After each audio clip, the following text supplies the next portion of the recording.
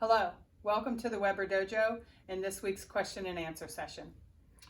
This week's question is, can you suggest some drills or exercises using the bag to develop the use of combinations and footwork? So we weren't sure if you were talking about a stationary bag or the use of a focus pad or shield. So we're going to discuss both options. So here we go. So I will discuss the combination question. When you're creating a combination for free sparring, you want to be sure to include what you're good at. So let's take an example of maybe your front kick. So let's say that your best technique is your front kick. So you're going to use that as the meat of your combination. And then maybe you're going to put something on the before it or after it. In this case, I'll put a technique before my front kick and after my front kick. So I'm going to use some footwork here. I'm going to step across with my back leg. I'm going to make a short punch with my left hand. Then I'm going to do a front kick with my left foot, step down and add a counter punch, and then recover back to kamae. So that will be my combination. So then what you want to do is you want to practice that. You want to look at the footwork that you have, and you want to get better at that before you even address using it on a bag. You want to make sure that your transition is smooth from technique to technique. So then what you'll want to do is you'll want to practice each technique on a bag. So Bob has graciously volunteered himself. So I'm going to take the first technique. First technique is the punch, because of course we don't ever throw a fake in karate. So I'm going to work on just the punch. If I hit him with the punch, this one, then my combination I've scored. I may still need to throw a counter punch to follow up, maybe not, depending on the situation. So you're going to want to practice that over and over. So you want to be able to get the distance and every time be able to hit the same spot. So I'm moving my feet so that I don't get used to exactly where I am, but I can plan it and know that this is where my foot should go. So when I step across, I'm going to touch the target. So then I'll back up and I'll say, okay, now I'm going to work on the kick. So let's say this guy moves. Well, Bob's not going to move, but in this scenario, since Bob can't move, I'm going to have to scoot back. So I throw my punch, which he moves back and evades. Now that sets me up for a kick. So I make my kick, then step down, follow it up with a counter punch. So then I'll want to work that, making sure that I hit the bag, hit Bob with my kick. So punch too far, kick, and then counter punch. And I want to work that again, so talking to you, but then I can get my distance and know exactly here that that's going to work. Last one is my counter punch. So that's the last technique. That's my last chance to score if the first two miss. So I have to back up just a little bit more. Your front kick and your punch are going to be a little close together as far as distance. So for here, this misses, my front kick just barely misses, then my last chance is to make this counter punch work for me, okay? And then back to kamae.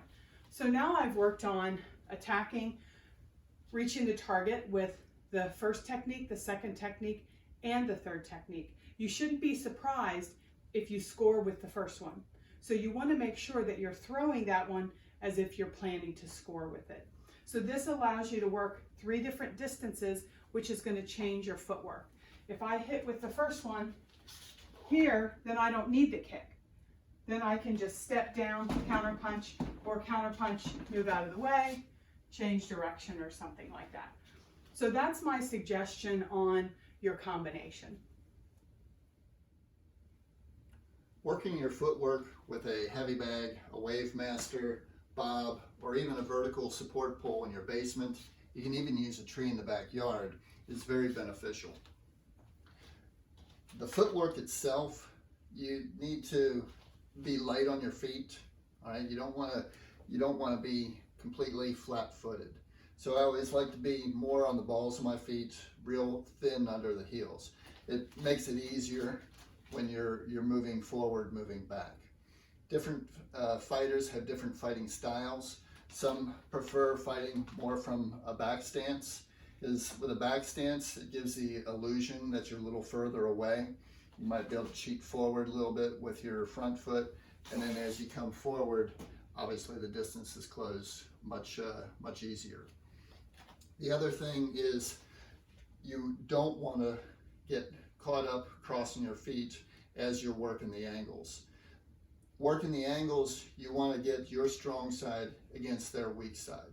They're not going to give it up willingly, so you have to work for it. So when you're moving around, I like to think that when I'm moving to the left, I'm moving my left foot first. When I'm moving to the right, I'm moving my right foot. Whether it's forward or back, I'm still doing that same thing. All right. The only time that I want to have my feet crossed is maybe if I'm throwing a technique immediately. You don't want to be having your feet crossed when you're just trying to get the proper angle. So working the angle, whether you're going back, whether you're going forward, you want to make sure that you understand where your distance is, so when you do throw your technique, you know really where your body has to be. So constantly working the angles, adjusting your feet, playing around with whether your fighting style, whether you prefer more of a back stance or just kind of a 50-50 weight shift. It's really up to you. So you have to practice a lot of different ideas to see what works best for you. If you're lucky enough to have someone at home that'll hold a focus mitt or focus shield for you, then you can practice with a moving target. This is the most beneficial. So if you have this available, you want to make sure that you are working on touching the target every single time, because that's what you're working on, is your distance. And just like in the dojo, we say, make sure that if you're a competitor, you touch the gi every time. All right, so I'm going to practice just short punch, just a brief combination using sugiyashi with my footwork. All right, so every time, touch, touch, touch, touch. Okay, let's try again. Touch, touch, touch, touch.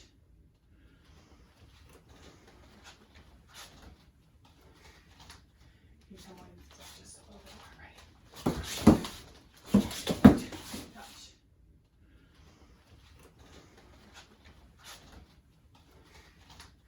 Can you tell me just a little bit more, right?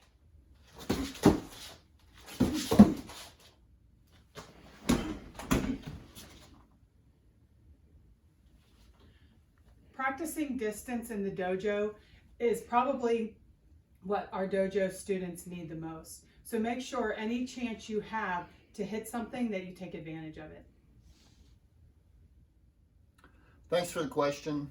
Obviously, this is a subject that we could spend a whole class on, not just a short time like we have here. So make sure that you're still training at home and get those questions in by Friday night at 10 o'clock, and we'll get them answered Saturday morning.